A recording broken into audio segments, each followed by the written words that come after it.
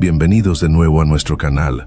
Hoy nos sumergimos en una de las historias más fascinantes y complejas de la Biblia, el ascenso y la caída de los moabitas, los descendientes de Lot y parientes lejanos de Israel. Desde sus orígenes en las montañas tras la destrucción de Sodoma y Gomorra, hasta su tumultuosa relación con los israelitas y su eventual caída profetizada por los grandes profetas de la Biblia. Los moabitas son un poderoso recordatorio de las consecuencias del orgullo, la idolatría y la rebeldía contra Dios. Pero esta historia es más que conflicto y juicio.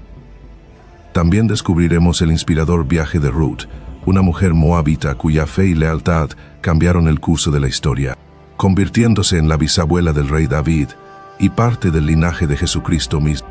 ¿Sabías que Dios convirtió las maldiciones en bendiciones para Israel en sus batallas contra Moab, o que la caída de los moabitas fue predicha mucho antes de que desaparecieran de la historia? ¿Y qué lecciones podemos aprender de su historia hoy? Quédate con nosotros mientras revelamos la increíble historia de los moabitas, llena de batallas, traiciones, redención y palabras proféticas que se hicieron realidad. No querrás perderte. Si disfrutas de nuestras profundas exploraciones de las historias ocultas de la Biblia, asegúrate de darle al botón de me gusta, suscribirte a nuestro canal y hacer clic en la campanita de notificaciones para que nunca te pierdas un nuevo video. Comparte tus pensamientos en los comentarios. ¿Qué te sorprendió más de los moabitas? Y no olvides compartir este video con tus amigos y familiares para apoyar nuestra misión de difundir la sabiduría bíblica. Empecemos. La historia se desarrolla en el capítulo 19 del libro de Génesis, donde Dios decide destruir Sodoma y Gomorra debido a su extrema maldad. Sin embargo, Lot encuentra gracia ante Dios gracias a la intercesión de Abraham, y él y su familia reciben la oportunidad de escapar de la inminente destrucción. Al amanecer, los ángeles apremiaron a Lot, diciendo: levántate, toma a tu esposa y a tus 2 hijas que están aquí, para que no perezcas en el castigo de la ciudad. Génesis capítulo 19, versículo 15. Después de una dramática huida, con la esposa de Lot convirtiéndose trágicamente en una columna de sal por mirar atrás, Lot y sus hijas huyeron a las montañas cerca de Zoar. Allí, se refugiaron en una cueva, aislados y temerosos de que la humanidad hubiera sido aniquilada. Las hijas de Lot, creyendo que su línea familiar llegaría a su fin, recurrieron a un plan extremo y perturbador. Entonces la mayor dijo a la menor: nuestro padre es viejo, y no hay hombre en la tierra que entre a nosotras conforme a la costumbre de toda la tierra. Ven, hagamos que nuestro padre beba vino, y acostémonos con él, para conservar descendencia de nuestro padre. Génesis capítulo 19, versículos 31 al 30. En su desesperación, las hijas de Lot embriagaron a su padre durante 2 noches consecutivas. Cada una se acostó con él, y ambas quedaron embarazadas. La hija mayor dio a luz a un hijo llamado Moab, quien se convirtió en el antepasado de los moabitas, mientras que la menor dio a luz a un hijo llamado Ben-Ammi, el padre de los amonitas. Los orígenes de los moabitas están profundamente arraigados en una historia de supervivencia, miedo y desesperación. Todo comienza con Lot, un hombre estrechamente relacionado con el patriarca Abraham. Lot decidió establecerse en la ciudad de Sodoma, una decisión que eventualmente lo llevaría a una gran agitación. Así las 2 hijas de Lot concibieron de su padre. La mayor dio a luz un hijo y le puso por nombre Moab. Él es el padre de los moabitas hasta el día de hoy. La menor también dio a luz un hijo y lo llamó Ben-Ammi. Él es el padre de los amonitas hasta el día de hoy. Génesis capítulo 19, versículos 36 al 30. Este inquietante comienzo sentó las bases para la identidad de los moabitas como un pueblo nacido de la desesperación y el aislamiento. A pesar de sus orígenes, los moabitas llegarían a establecer una presencia significativa al este del Mar Muerto. Su relación con los israelitas, marcada por una ascendencia compartida y destinos conflictivos, comenzó en esos primeros momentos cruciales en la cueva. Los moabitas se establecieron en una tierra situada al este del Mar Muerto, conocida como las llanuras de Moab. Esta región, caracterizada por sus colinas rocosas, profundos barrancos y paisaje accidentado, les proporcionó defensas naturales y una ubicación estratégica. Las principales ciudades de Moab incluían Ar, Kir y Dibón, que servían como centros de poder, comercio y cultura. Las fértiles llanuras y el acceso a rutas comerciales vitales permitieron a los moabitas prosperar económicamente, aprovechando la agricultura y el comercio para construir una nación fuerte y resiliente. La tierra no solo era accidentada, sino también bien fortificada, con ciudades a menudo situadas en elevaciones altas que les daban una ventaja táctica contra posibles invasores. La posición estratégica de Moab le permitió controlar rutas comerciales significativas, lo que lo convirtió en un territorio valioso frecuentemente disputado por las naciones circundantes. Y el Señor me dijo, no molestes a Moab, ni te metas con ellos en guerra, porque no te daré posesión de su tierra, ya que he dado a Ar a los descendientes de Lot como posesión. Deuteronomio capítulo 2 versículo 9. La instrucción de Dios a los israelitas de no provocar a los moabitas fue un reconocimiento del derecho de Moab a su tierra como descendientes de Lot. Los israelitas, durante su travesía por el desierto, recibieron específicamente la orden de evitar conflictos con los moabitas mientras atravesaban la región. A pesar de este decreto divino, la relación entre las dos naciones siguió siendo tensa, marcada por la desconfianza profunda y hostilidades frecuentes.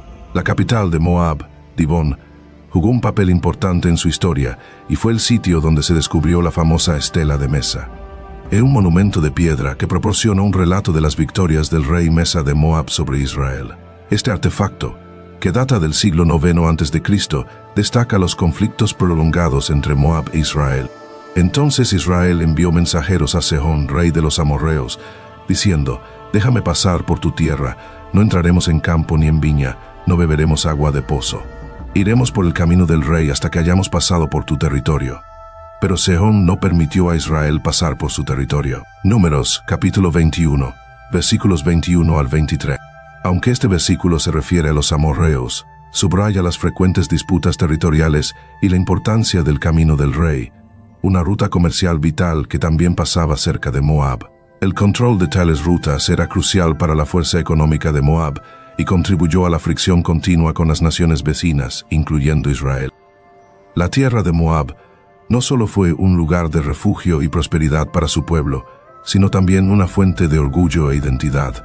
Sus ciudades fortificadas eran símbolos de la resiliencia y determinación de los moabitas. Sin embargo, la riqueza y la posición estratégica de los moabitas a menudo los convirtieron en objetivos de conquista, llevando una historia compleja y cargada de conflictos con Israel. Después partieron los hijos de Israel y acamparon en los campos de Moab, junto al Jordán, frente a Jericó. Números capítulo 22, versículo 1. Los israelitas acamparon en las llanuras de Moab durante su aproximación final a la tierra prometida, directamente frente a Jericó. Esta proximidad inevitablemente condujo a interacciones tanto pacíficas como hostiles, preparando el escenario para una de las confrontaciones más notables cuando Balak, rey de Moab, buscó maldecir a Israel a través del profeta Balaam. La relación entre los moabitas y los israelitas era compleja y a menudo tensa, marcada por una mezcla de ascendencia compartida, intereses en conflicto e intervención divina. Aunque los moabitas eran parientes lejanos de los israelitas a través de su ancestro común Abraham, este parentesco hizo poco para prevenir las frecuentes tensiones entre las dos naciones. Durante el viaje de los israelitas hacia la tierra prometida, Dios instruyó específicamente a Moisés y a los israelitas que no provocaran a los moabitas ni se enfrentaran a ellos en batalla. A pesar de esto, los moabitas vieron el creciente poder de Israel como una amenaza significativa, especialmente después de presenciar las victorias de Israel sobre naciones poderosas como los amorreos. Pero el Señor me dijo, no molestes a Moab, ni provoques guerra con ellos, porque no te daré ninguna parte de su tierra. He dado a Ar a los descendientes de Lot como posesión. Deuteronomio, capítulo 2, versículo 9. Aunque Israel se abstuvo de atacar a Moab, los moabitas permanecieron recelosos de los israelitas, y su miedo eventualmente los llevó a tomar acciones drásticas y antagónicas. Uno de los episodios más significativos y dramáticos que resaltan la tensa relación entre Moab e Israel ocurrió durante el campamento de los israelitas en las llanuras de Moab, justo al otro lado del río Jordán frente a Jericó. Balak, el rey de Moab, alarmado por el gran número de israelitas y sus recientes conquistas, buscó maldecir a Israel. Llamó a Balaam, un profeta bien conocido, con la esperanza de que una maldición debilitara a Israel y evitara que se convirtieran en una mayor amenaza para Moab.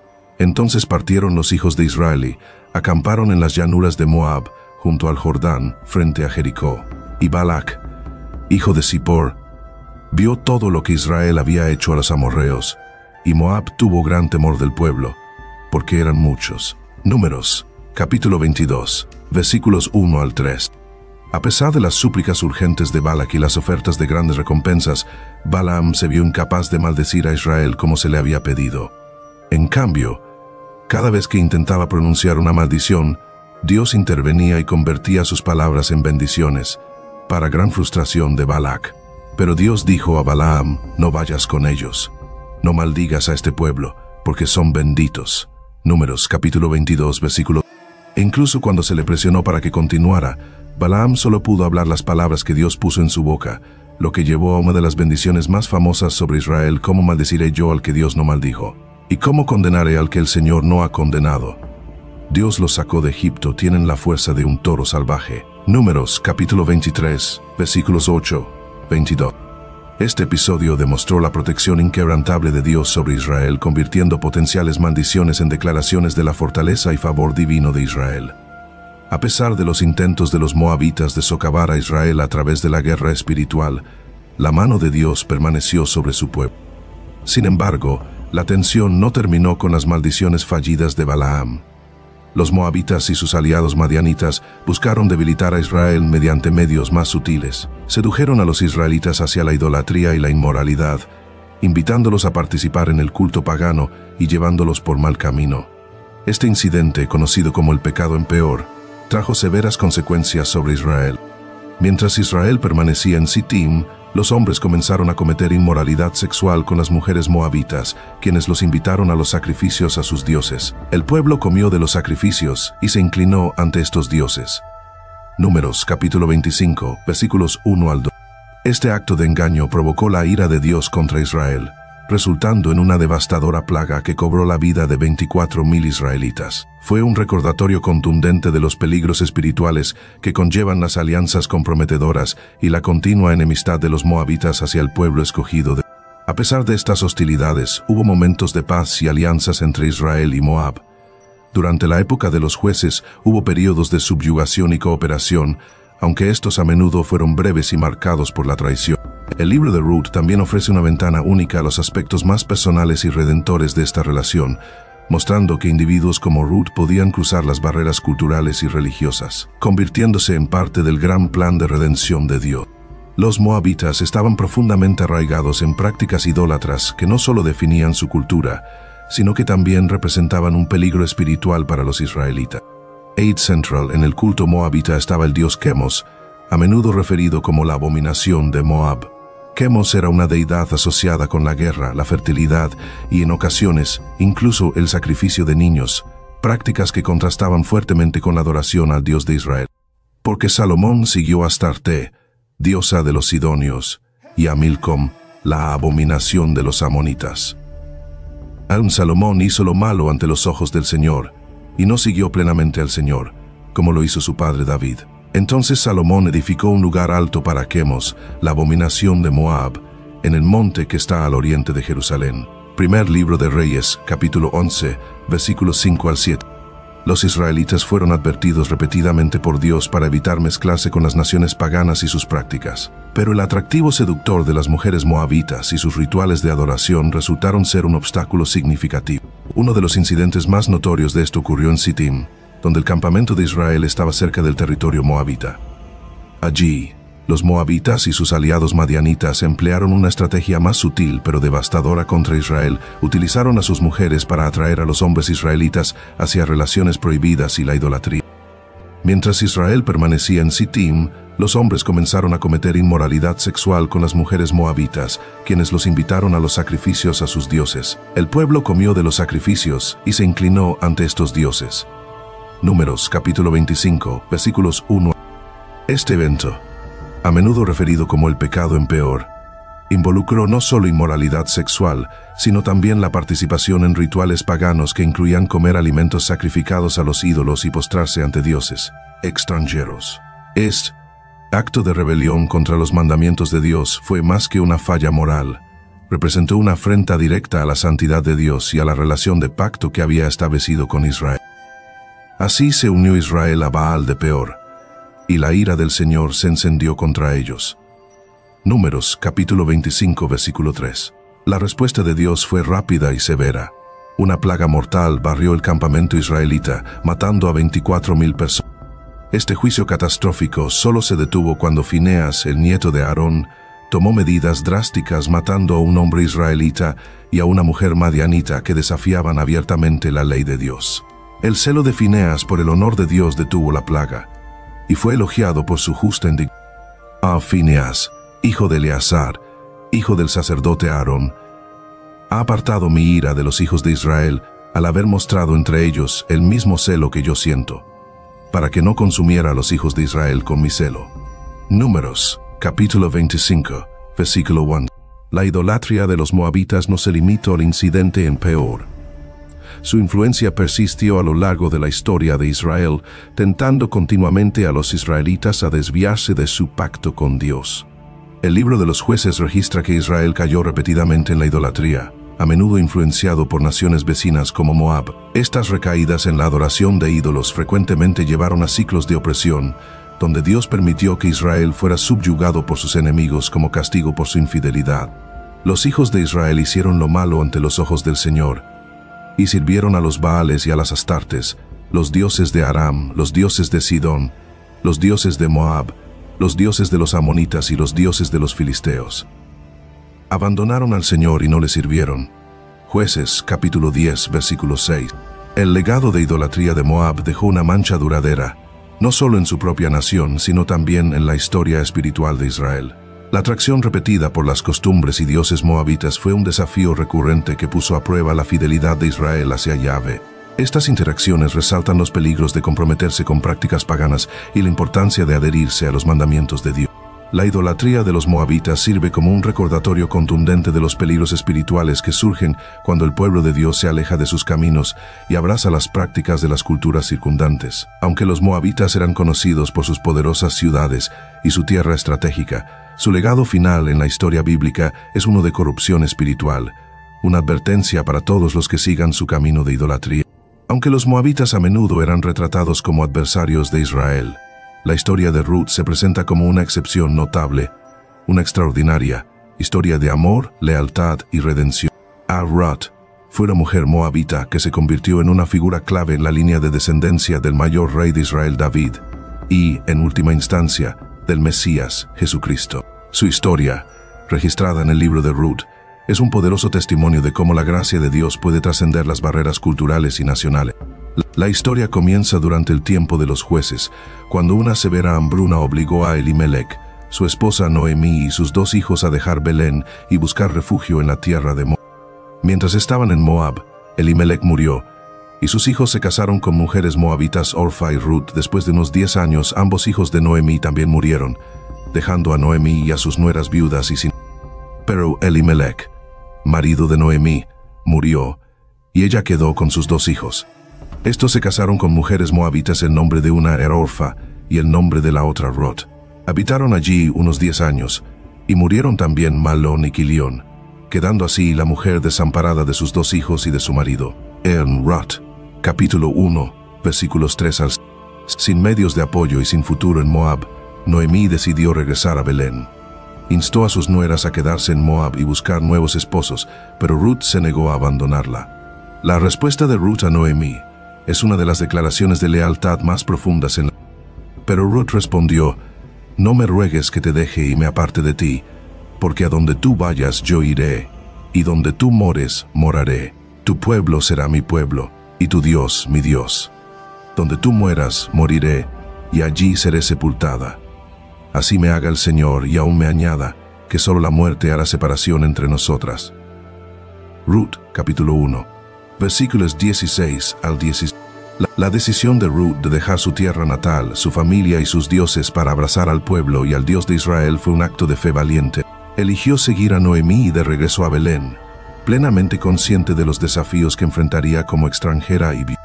La disposición de Ruth para adoptar al Dios de Israel como propio demuestra la inclusividad de la gracia de Dios, que va más allá de las fronteras de Israel para atraer a personas de todas las naciones.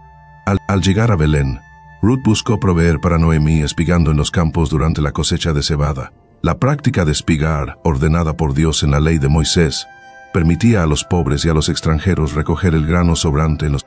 Cuando siegues la mies de tu tierra, no segarás hasta el último rincón de tu campo, ni recogerás las espigas caídas de tu cosecha. Las dejarás para los pobres y para el extranjero. Yo soy el Señor tu Dios. Levítico capítulo 23, versículo 22. El arduo trabajo y el espíritu humilde de Ruth llamaron la atención de Buz, un rico y bondadoso terrateniente que era pariente de Elimelech. Buz mostró favor a Ruth, asegurando su seguridad y proporcionándole grano adicional. La integridad y la dedicación de Ruth hacia Noemí impresionaron profundamente a Booz, sentando las bases para una hermosa historia de redención. Booz le respondió: «Se me ha contado todo lo que has hecho por tu suegra después de la muerte de tu esposo, y cómo dejaste a tu padre, a tu madre y tu tierra natal para venir a un pueblo que antes no conocías. Que el Señor te recompense por lo que has hecho y que recibas una recompensa completa de parte del Señor, el Dios de Israel, bajo cuyas alas has venido a refugiarte». Ruth, capítulo 2, versículos 11 al 12. A través de una serie de eventos guiados por la providencia de Dios, Booz, como redentor de la familia, tomó a Ruth como esposa. Este acto no solo redimió la línea familiar de Noemí, sino que también integró a Ruth, una moabita, en la comunidad del pacto de Israel. Su unión produjo un hijo llamado Obed, quien se convertiría en el abuelo del rey David. Así que Booz tomó a Ruth, y ella fue su esposa. Y cuando él se unió a ella, el Señor le concedió concebir, y ella dio a luz un hijo.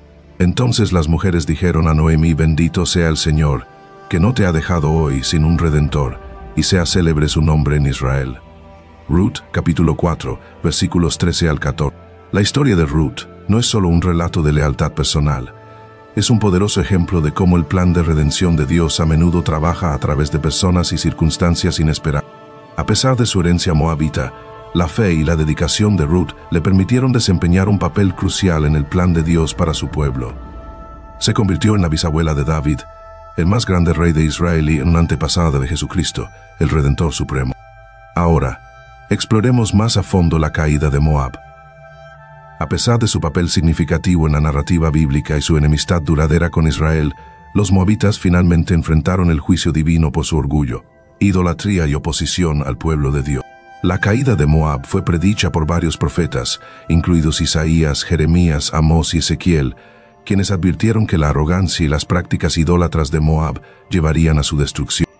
Los moabitas eran conocidos no solo por su poder militar y su posición estratégica, sino también por su espíritu orgulloso. Esta arrogancia, combinada con su continua idolatría, los llevó a creer que eran invencibles, una creencia que resultaría ser su perdición.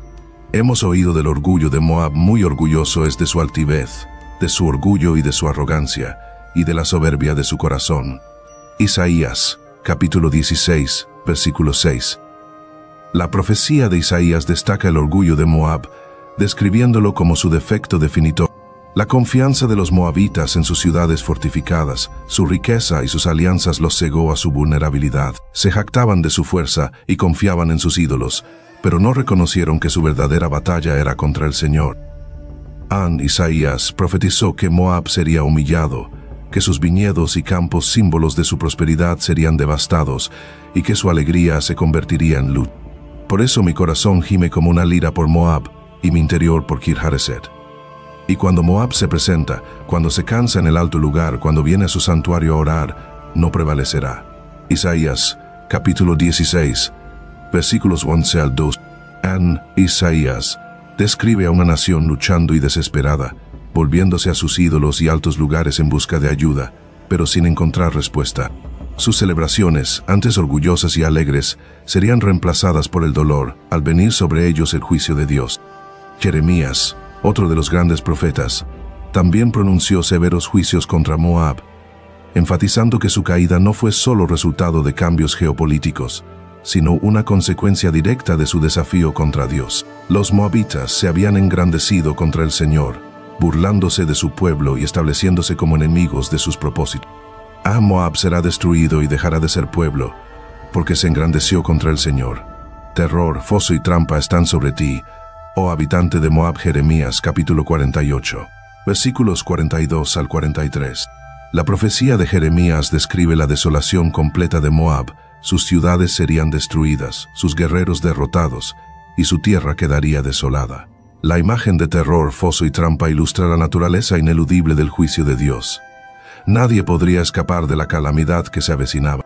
El cuerno de Moab es cortado y su brazo quebrado, declara el Señor. Jeremías capítulo 48 versículo 25. El cuerno y el brazo simbolizan la fuerza y el poder, y su quebrantamiento representa la completa humillación y debilitamiento de Moab. Su poder militar, Su fuerza económica y su orgullo nacional serían destrozados ante los ojos de las naciones. El profeta Amós también habló contra Moab, condenándolos por sus acciones violentas y destacando la naturaleza brutal de sus conflictos con las naciones vecinas. Amós señaló especialmente a Moab por la profanación de los huesos del rey de Edom, un acto de extrema falta de respeto que demostraba su profunda animosidad. Así dice el Señor: por 3 transgresiones de Moab, y por 4 no revocaré su castigo, porque quemó los huesos del rey de Edom hasta calcinarlos. Amós capítulo 2 versículo 1. Este acto de profanación ejemplificó la crueldad y arrogancia que caracterizaban las interacciones de Moab con otras naciones, sellando aún más su destino bajo el juicio de Dios. Ezequiel también profetizó contra Moab, alineando su destino con el de otras naciones que se opusieron al pueblo de Dios. Las palabras de Ezequiel reflejan el tema recurrente del juicio de Moab como resultado de su desprecio por Israel y su confianza mal colocada en sus dioses y ciudades fortificadas. Así dice el Señor Dios: porque Moab y Seir dijeron: mira, la casa de Judá es como todas las demás naciones, por eso abriré el costado de Moab, y lo entregaré junto con los amonitas al pueblo del oriente como posesión. Ezequiel, capítulo 25, versículos 8 al 10. La profecía de Ezequiel enfatiza que la caída de Moab no se debió solo a su orgullo, sino también a su desprecio por Israel, viéndolos como si no fueran diferentes de cualquier otra nación, a pesar de la relación de pacto única. Estas profecías de destrucción se cumplieron. Las ciudades de Moab fueron devastadas por fuerzas invasoras, su pueblo dispersado, y su nación, antes orgullosa, fue absorbida por otras culturas. Para la época del Nuevo Testamento, los moabitas habían desaparecido en gran medida de los registros históricos, y su legado se preservó solo en las páginas de las Escrituras y los hallazgos arqueológicos. La historia de la caída de Moab es un recordatorio sobrio de las consecuencias del orgullo, la idolatría y la rebeldía contra Dios. Sirve como una poderosa lección de que ninguna nación, por fuerte o segura que parezca, puede resistir el juicio del Señor. Al final, la historia de Moab no es solo la historia de una nación caída, sino un testimonio de la verdad inquebrantable de la palabra de Dios y el cumplimiento de sus declaraciones proféticas. En conclusión, la historia de los moabitas es un complejo tapiz de parentesco, conflicto, rebelión y redención. Desde sus orígenes en las cuevas del exilio de Lot hasta su destrucción final, los moabitas nos recuerdan las consecuencias del orgullo y la idolatría, pero también el poder de la gracia de Dios a través de individuos inesperados como Ruth. Al reflexionar sobre la historia de los hijos de Moab, recordemos la misericordia perdurable de Dios y sus planes que trascienden las fallas humanas. Gracias por vernos. Si disfrutaste de este video, por favor dale me gusta, compártelo y suscríbete a nuestro canal. Deja un comentario abajo con tus pensamientos sobre los moabitas y qué historias te gustaría que exploráramos a continuación.